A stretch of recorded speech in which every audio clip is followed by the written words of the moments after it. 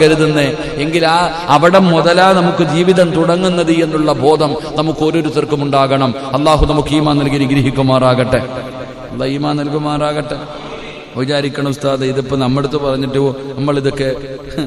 നമ്മടുത്ത് പറഞ്ഞിട്ട് വല്ല കാര്യമുണ്ടോ? നമ്മൾ ആത്മഹത്യ ഒന്നും ചെയ്യൂല എന്നാണ് നമ്മൾ പലരും കരുതുന്നത്. ഞാൻ ജുമായ്ക്ക് പറഞ്ഞ ഓർമ്മയുണ്ടോ?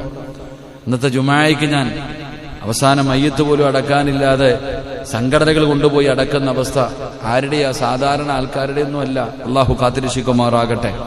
അള്ളാഹു കാത്തിരക്ഷിക്കുമാറാകട്ടെ. അപ്പൊ അള്ളാഹുവിൽ അടിയുറച്ച ഒരു വിശ്വാസമാണ് നമുക്ക് വേണ്ടത്. നമുക്കൊരു റബ്ബുണ്ട്. നമ്മൾ അള്ളാഹുവിന്റെ അടിമകളാ.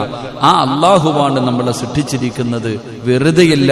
മഹാനായ നബി മുഹമ്മദ് മുസ്തഫ സല്ലല്ലാഹു അലൈഹി വസല്ലമ തങ്ങൾ പറയുന്നു, പരീക്ഷണത്തിന്റെ ഭാഗമായിട്ട് ഇവിടെ പ്രയാസങ്ങളും ദുരിതങ്ങളും സംഭവിക്കും. അള്ളാഹുവിന്റെ ദീനതാണ് പഠിപ്പിക്കുന്നത്. മഹാനായ പ്രവാചകൻ നബി മുഹമ്മദ് മുസ്തഫ സല്ലല്ലാഹു അലൈഹി വസല്ലമ തങ്ങൾ പറയുന്ന, ഈ ജീവിതത്തിൽ ദുഃഖങ്ങൾ വരും, കടങ്ങൾ വരും, പ്രയാസങ്ങൾ വരും, രോഗങ്ങൾ വരും, പിടിച്ചു നിൽക്കാൻ കഴിയാത്ത പരീക്ഷണങ്ങൾ വരും.